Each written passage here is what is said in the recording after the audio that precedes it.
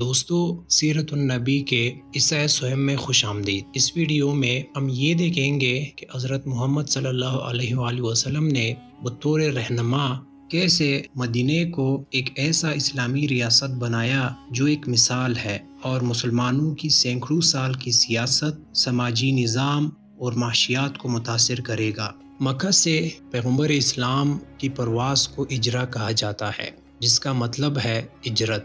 اس نے ابتدائی اسلامی تاریخ میں ایک اہم موڑ کا نشان لگایا اور آج تک اسے اسلامی کیلنڈر کے آغاز کے طور پر استعمال کیا جاتا ہے۔ اب مسلم کمیونٹی ایک پسماندہ گروہ نہیں تھی، لیکن مدینے میں زندگی یقینی طور پر چیلنجوں کے بغیر نہیں تھی۔ ان میں سرفہرست مکہ سے آنے والے لوگ، جنہیں مہاجرین کہا جاتا ہے، اور مدینہ کے اصل باشندے انصار کا نیا مرکب تھا۔ مہاجرین ایک مربوط اکائی نہیں تھی۔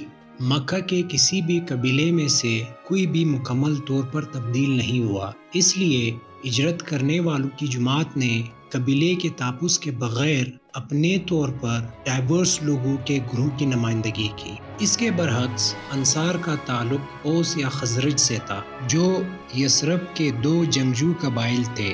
مزید برآں ایسے بے شمار افراد تھے جن کا تعلق کسی بھی گروہ سے نہیں تھا۔ وہ یا تو افریقہ، پرشیا یا بیزنٹین امپائر سے تھے، جو دور دراز علاقوں سے ہجرت کر کے مدینہ آئے تھے۔ بہت سے مسلمانوں کے لیے ان کی وفاداری کہاں ہونی چاہیے ایک بڑا سوال تھا۔ اس کے جواب میں پیغمبر اسلام نے واضح کیا کہ اسلام سے پہلے کی وفاداری پرانے نظریات ہے۔ اسلام میں وفاداری کے پرانے نظریات پر امت مسلمہ کے ساتھ وفاداری کو سبقت ہوگی۔ پیغمبر اسلام کی نظر میں اس سے کوئی فرق نہیں پڑتا تھا کہ کوئی مسلمان قریش، اوس، خزرج یا یہاں تک کہ یہودی قبائل سے تعلق رکھتا ہے۔ ایک بار جب انہوں نے اسلام قبول کیا تو وہ مشترکہ عقیدہ پر مبنی بھائی چارے کی نئی کمیونٹی کا حصہ ہے۔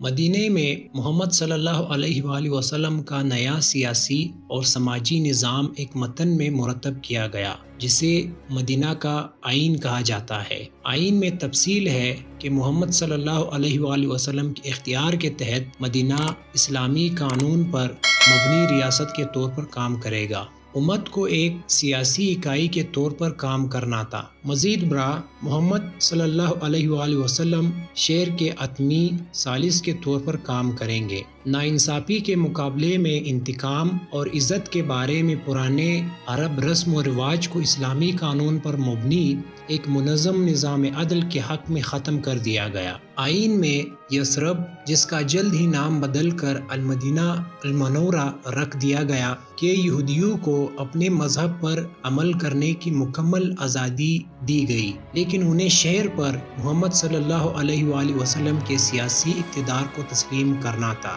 اور قریش کے عملے کی صورت میں مشترکہ دفاع میں شامل ہونا تھا۔ مدینہ میں محمد صلی اللہ علیہ وآلہ وسلم کی نوزائیدہ سیاسی بستی صدیوں کی مسلم حکومتوں کے لیے اسلامی ریاست کے ایک نمونے کے طور پر کام کرے گی، خاص طور پر غیر مسلم اقلیتوں کے ساتھ سلوک کے حوالے سے۔ مسلسل وعیوں کی نوعیت مسلم کمیونٹی کے حالات کی تبدیلی سے مطابقت رکھتی تھی۔ مدینہ میں محمد صلی اللہ علیہ وآلہ وسلم پر نازل ہونے والی آیات اور ابواب مکہ کی آیات سے زیادہ طویل تھے، جن میں عبادت کی شکلیں، ٹیکس، وراثت اور مسلمانوں اور غیر مسلمانوں کے درمیان تعلقات کی تفصیل دی گئی تھی۔ قرآن نے اس کی عمومیات پر ہم کیے کہ ایک مسلم معاشرے کو کیسے چلنا چاہیے اور جہاں ضروری ہو محمد صلی اللہ علیہ وآلہ وسلم نے تفصیل سے وضاحت کی۔ اس کے قول و فعل، جسے حدیث کہا جاتا ہے، ہدایت اور قانون کا ایک اہم ذریعہ تھے، جو خود خدا کے وحی کے بعد دوسرے نمبر پر تھے۔ لیکن قرآن کا تعلق صرف قانون اور سماجی نظام سے نہیں تھا۔ مدینہ کی بہت سی آیات میں پہلے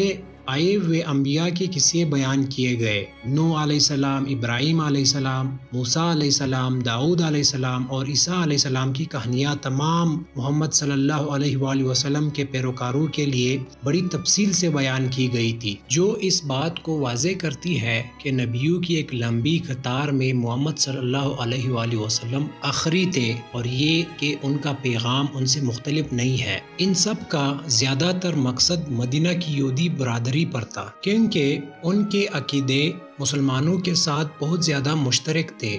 وہ دونوں ایک ایسی سرزمین میں توحید پرست تھے جو شرک کے لیے جانا جاتا تھا۔ وہ دونوں ایک ہی انبیاء کی تعظیم کرتے تھے اور محمد صلی اللہ علیہ وآلہ وسلم کی نبوت کے آغاز میں دونوں نے یروشلم کی طرف دعا کی۔ نتیجے کے طور پر مدینے کے کچھ یہودیوں نے محمد صلی اللہ علیہ وآلہ وسلم کو نبی مان لیا اور اسلام قبول کر لیا۔ یہودی صحیفے ایک مسیحا کے بارے میں بتاتے ہیں اور ان کے نزدیک محمد صلی اللہ علیہ وآلہ وسلم وہ شخص تھا جس کا وعدہ کیا گیا تھا، لیکن بہت سے لوگوں نے پھر بھی محمد صلی اللہ علیہ وآلہ وسلم کو رد کیا، وہ اس لیے کہ ان کے آگے یہودیت منفرد تھا۔ اس اعتبار سے عقیدہ اور نسل کو منتخب لوگوں کے تصور سے جوڑا گیا تھا۔ محمد صلی اللہ علیہ وآلہ وسلم کا مساوات پسندی کا پیغام اور تمام مسلمانوں کے اتحاد نے نسلی امتیاز کے بغیر کچھ اہم نظریات کو چیلنج کیا جن پر یہودی یقین رکھتے تھے۔ کچھ لوگ شاید سچے طور پر یقین رکھتے تھے کہ وہ ایک نبی تھے، لیکن حقیقت یہ ہے